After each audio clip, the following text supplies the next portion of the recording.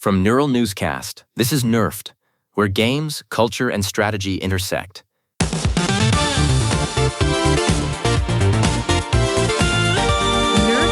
Nerfed.ai, Dragon Ball leaks, and the Midsummer Meltdown. I am Vanessa Calderon, and we are back to sift through the wreckage of another chaotic week in gaming.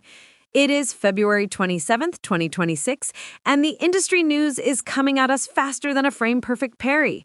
We have a lot of ground to cover today, from massive sequels finally surfacing to some really heartbreaking studio news that shows just how volatile the market remains even 2 years into this current cycle. And I'm Marcus Shaw. This week on Nerfed.ai, we are looking at some massive legacy patches, arcade royalty finally returning to home consoles after years of licensing limbo, and some business moves that, frankly, have us scratching our heads about where the money's actually going. It is a bit of a roller coaster, Marcus. We have high-profile leaks on one hand and insolvency filings on the other. It really paints a picture of an industry in a massive state of transition. Honestly, Marcus, at this point, the industry news cycle feels like a high-stakes roguelike where we just keep losing our progress every time we think we have found a rhythm. But let's start with a win, or at least a leak that is getting people genuinely hyped after years of waiting. We have been hearing whispers for months, but the dam has finally broken regarding the future of the Dragon Ball gaming franchise. Right. The mystery is officially over. Leaks from several reliable insiders have essentially confirmed that Dragon Ball Xenoverse 3 is a real thing. It was apparently hiding behind a series of internal code names for a while to keep the heat off, but the cat is out of the bag now. We are looking at a full-scale sequel that is reportedly being built from the ground up for modern hardware, which is something fans have been begging for since the PS5 and Series X launched. It is about time. Xenoverse 2 has been on live support for what feels like a decade at this point. I think it actually came out back in 2016, which is an eternity in gaming years.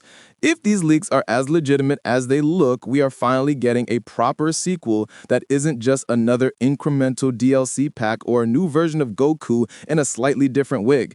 People want new mechanics, better netcode, and a world that actually feels alive.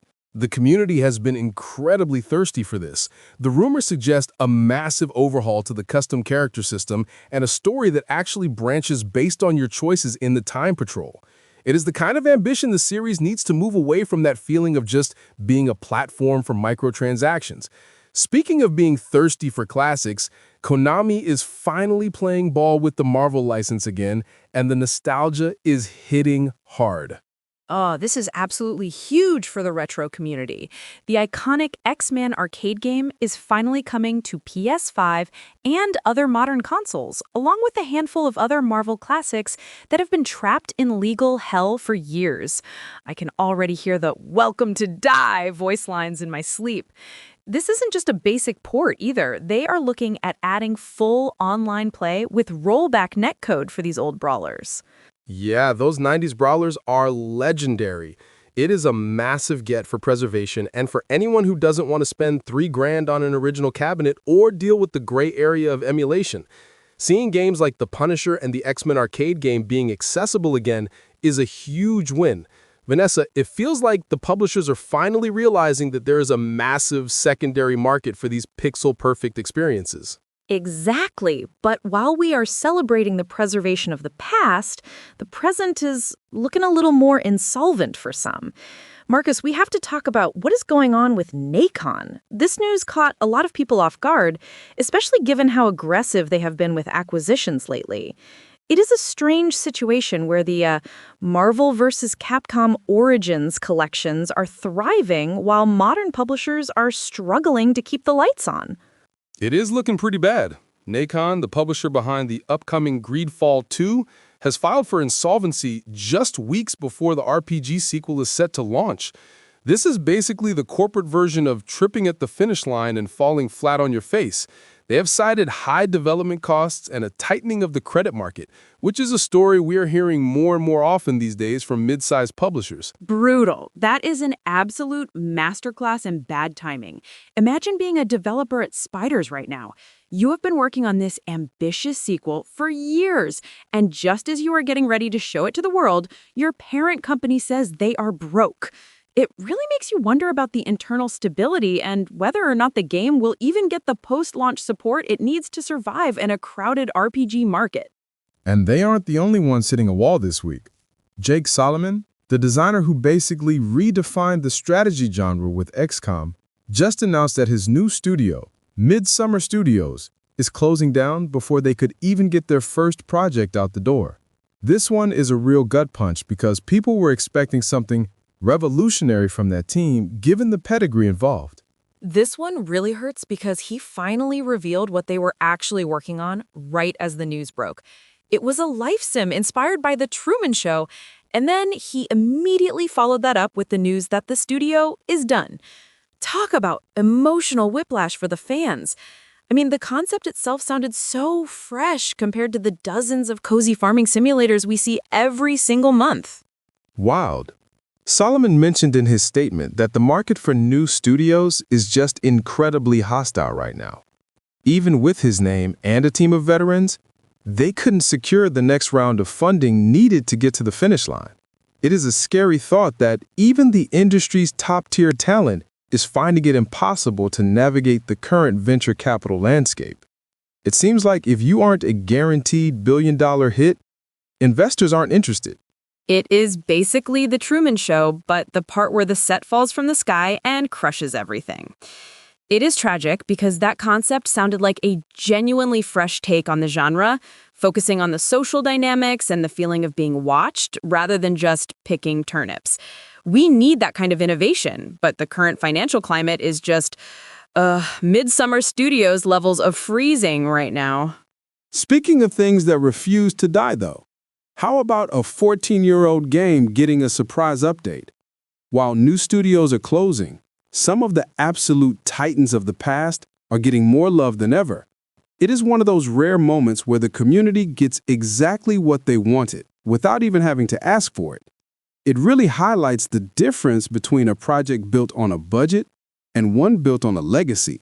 Beamdog really just walked into the room, said, "Sorry, I am late," and dropped a massive patch for the Baldur's Gate 1 and 2 enhanced editions. It felt like a truly unexpected gift for the Dungeons & Dragons community. They have added new features, fixed bugs that have been there since the Obama administration, and generally polished up two of the greatest RPGs ever made. It is wild to see this much effort put into games this old. It is genuinely impressive. We're talking over decades since the enhanced editions launched and over 25 years since the originals. They are still squashing bugs and refining the experience, which shows how much staying power those Infinity Engine games have. It makes you realize why people keep going back to them. They have a depth of writing and system complexity that a lot of modern games just can't match despite their fancy graphics. The dedication at Beamdog is something I wish some of these modern AAA studios had. Instead of a long-term vision, we see so many companies cutting staff the moment things get slightly uncomfortable or a quarterly report is a few cents short of expectations. It makes the commitment to Baldur's Gate look even more heroic by comparison. I just wish that energy was contagious across the rest of the industry. You are definitely talking about the Skate team, aren't you? That was the other big news this week that felt like a punch to the gut for people waiting on that franchise to return. We have been waiting for a new Skate game for what feels like forever. And every time we get close, something seems to pull the rug out from under the developers at Full Circle. Exactly, Marcus. The Skate developers suffered a significant round of layoffs this week. The official line from EA is that this is to better support the game's long-term future, because nothing says future-proofing like firing the people who are currently making the game, right? It is the same corporate doublespeak we have been hearing for the last 3 years, and it is honestly getting exhausting for everyone involved. It is like they have a script for these layoffs. The corporate speak is getting out of hand. It is a tough week for the people on the ground actually making these games, even if the fans are getting these high-profile leaks and retroports. It creates this weird tension where the consumers are happy about the content, but the creators are in a constant state of anxiety about their job security. It is not a sustainable way to run an artistic industry. For real. It is the duality of the gaming world in 2026. We get the cool toys, but the toy factory is perpetually on fire. Hopefully, the news of Dragon Ball Xenoverse 3 and the Marvel Arcade Collection keeps the vibes up for people this weekend while we wait to see who actually survives the next round of consolidation. It is a lot to process, but that is why we are here to break it down. Definitely. It has been a heavy week of news, Vanessa, but at least we can go back and play the X-Men arcade game soon to vent some of that frustration. There's something cathartic about a good old-fashioned beat-em-up when the world feels a bit chaotic. I know I will be first in line to download that collection the second it hits the digital storefronts. That is the spirit. We have to take the wins where we can get them.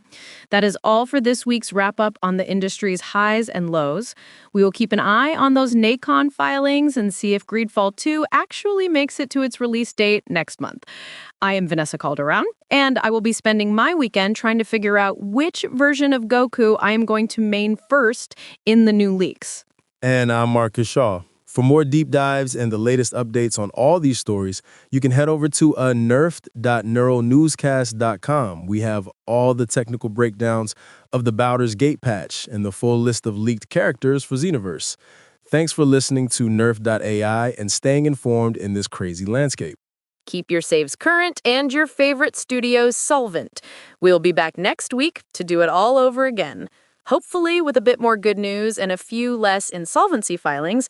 But in this industry, you never really know what is around the corner. Until next time, keep playing and keep questioning the corporate speak. We will see you soon for another look at the world of gaming through the lens of Nerfed.ai. Neural Newscast is AI-assisted, human-reviewed. View our AI transparency policy at neuralnewscast.com. This has been Nerfed on Neural Newscast, where games, culture, and strategy intersect. Neural Newscast uses artificial intelligence in content creation, with human editorial review prior to publication. While we strive for factual, unbiased reporting, AI-assisted content may occasionally contain errors. Verify critical information with trusted sources.